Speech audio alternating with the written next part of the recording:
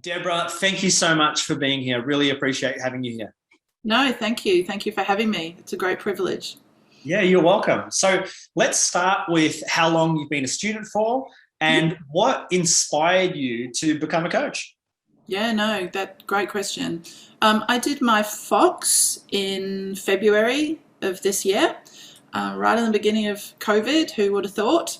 And why I wanted to be a coach is I've spent my whole life in retail, an illustrious career by some, and certainly by myself. And whilst I loved that industry, it didn't give me what I needed, which was I loved coaching my team. I loved inspiring others to be their best. And sometimes that's not necessarily the way you're allowed to operate. So I felt like there was something missing and I was just in this big mouse wheel. So my goal in not just my work life, but in my nature is to be able to be there for others and to help. And guess what? Corporate retail doesn't necessarily allow that to do that. Yeah. So I took time out from my normal life and decided to look at how I could actually build what I felt was intuitively my nature and find a course that was going to actually leverage that and enable me to actually, what I've done now is step away from my day job and become a coach and consultant back into retail on exactly these subjects. So I'm very excited to have been able to do that. That's wonderful. I love that you've achieved exactly what you set out to do. And thank you for sharing about that experience that you had being in corporate, serving them, realizing that the thing that really lit you up though was to be able to coach and consult and make a difference and care and things like that. Yeah, And then I've heard a lot of people share similar things where they'll say, yeah, but they didn't want that too much, or it's like there's rules and there's regulations and there's only so far you can go. When you first started to think, you know what, maybe I could do this. Maybe this is a career. Tell me about that process. Like, how did that idea come up? Were you terrified in the beginning? Were you excited? Tell us about that. Yeah, good call. Yeah, I was absolutely terrified because it's something that you believe you can do, but until you actually step out of the comfort zone of what you're great at around that, it's bloody scary. So definitely. And then I question, is this my ego talking or is it actually my intuition and gut talking that you're not being all you could be? So I struggled with that for a very long time. And I actually got coaching myself to get out of my own way. The other reason it was extremely scary is I'm the breadwinner.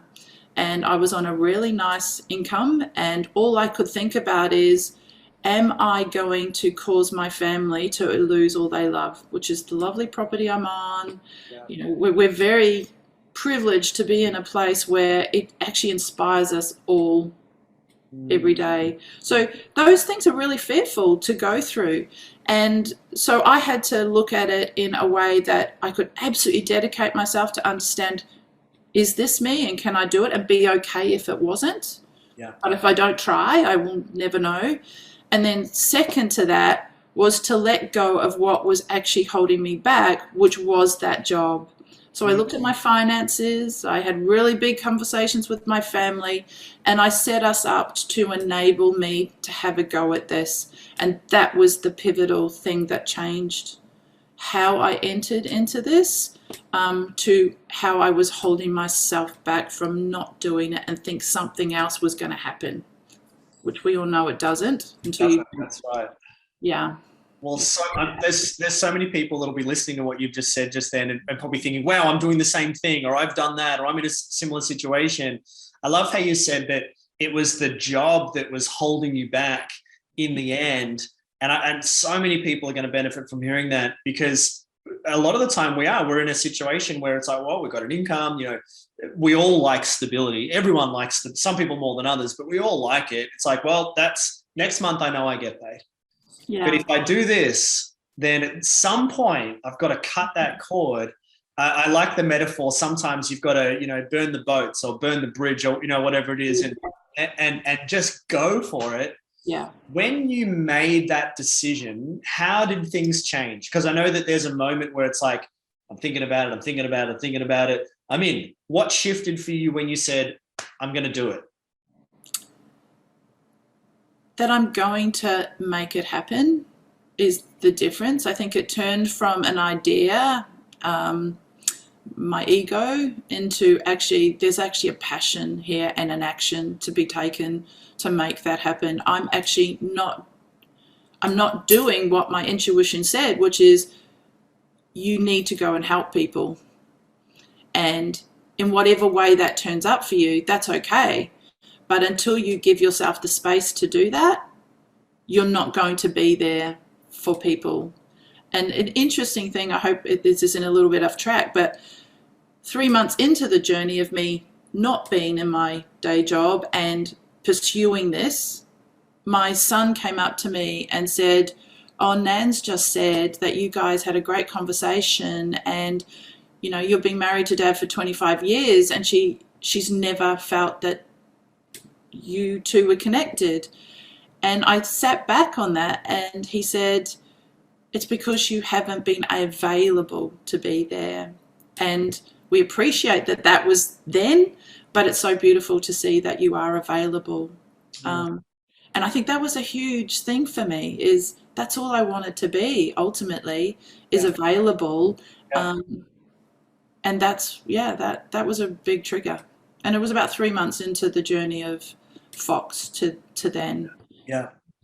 Beautiful. That's beautiful. That must be very, very meaningful for you to have that realization and now know that you can change your life in a way to be able to do that, because it's obviously so important to you.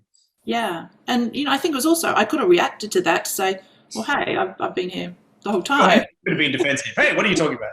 Exactly. But no, I did. I actually sat with that for a second and thought, yeah, you're absolutely right. I'm here in a different way to what I was. That's beautiful. And so now tell me about, first of all, what's it been like going back to study, right? Being in a course and learning again and all that kind of stuff. What's your experience of that been like? I can even timeline this. For the first 3 months, I thought, what the hell have I done? I can't go back to this. At the same time, I became overwhelmed with wanting to learn as much as I could, as fast as I could, because I thought, I've got to make money. Right. That became almost a factor that stopped me from engaging with what I was actually having the opportunity to do, which was learn.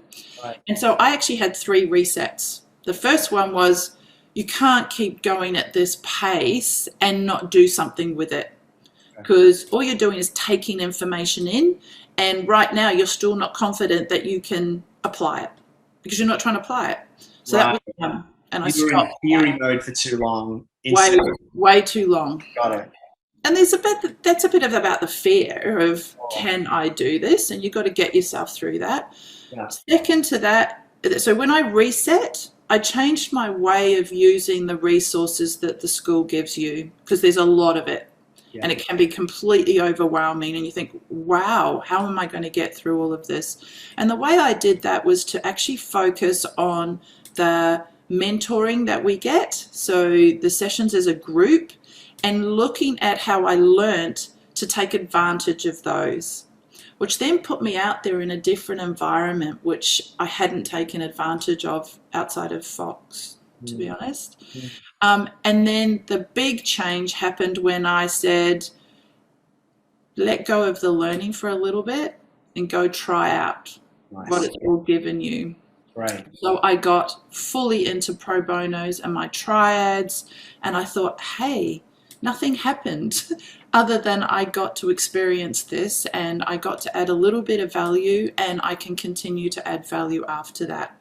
And so that whole dynamic changed for me when I did that, and then I knew what I needed to learn.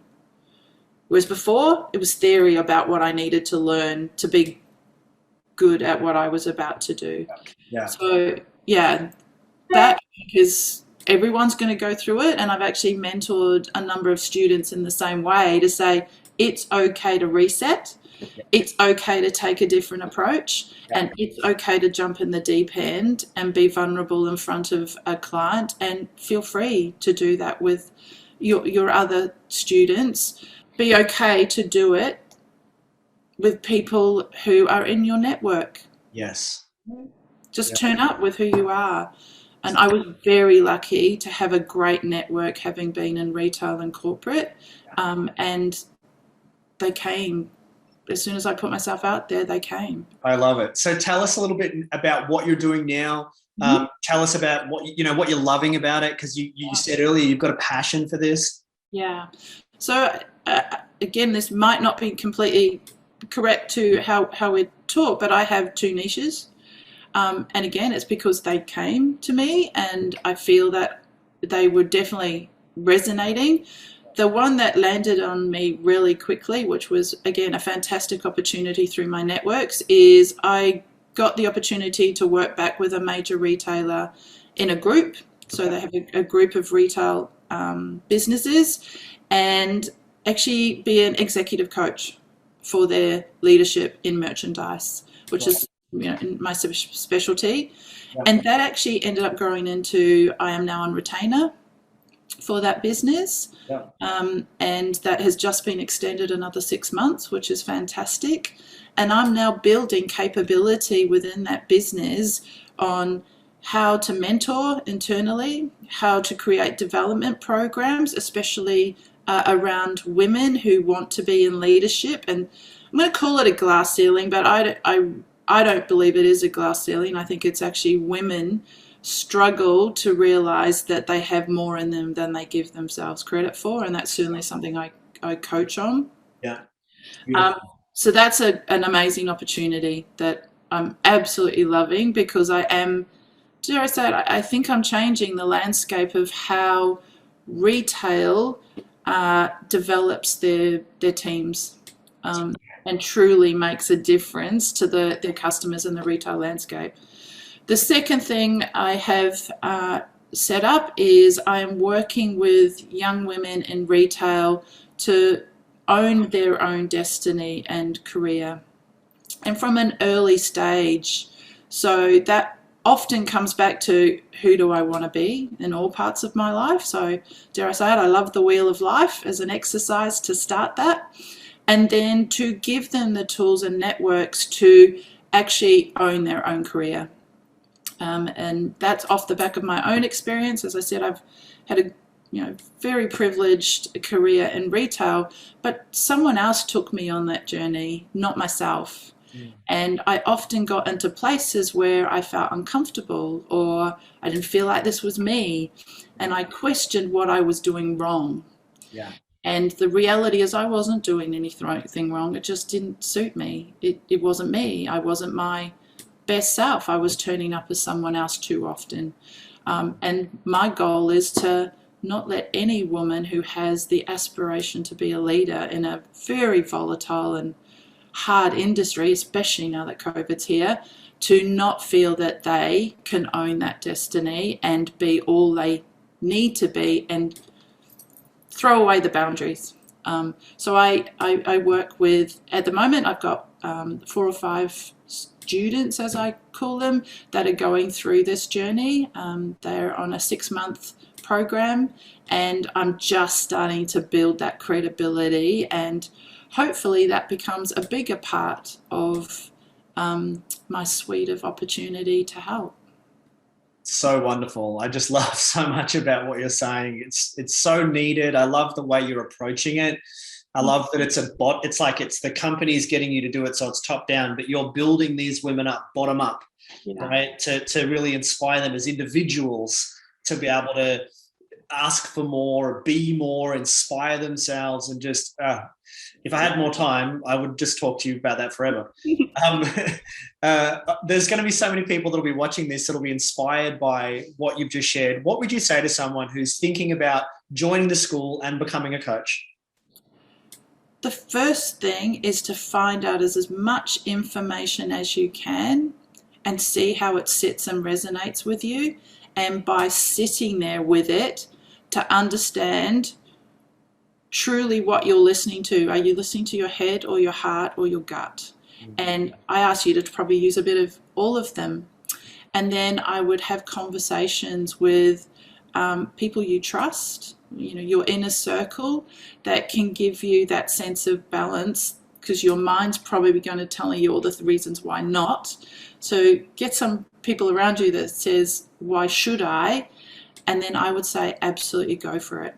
There is a number of ways to enter into the school, and I think, make sure you understand that, because you don't have to leap in head first. You can dip a toe if that's what you need to feel comfortable, but don't let anything stop you from finding out, from getting in and from trying, and trust the reasons why you're doing it. Good on you, Deborah. Thank you so much for being here. It's been an honor. No problem. I loved it. Thank you for inviting me.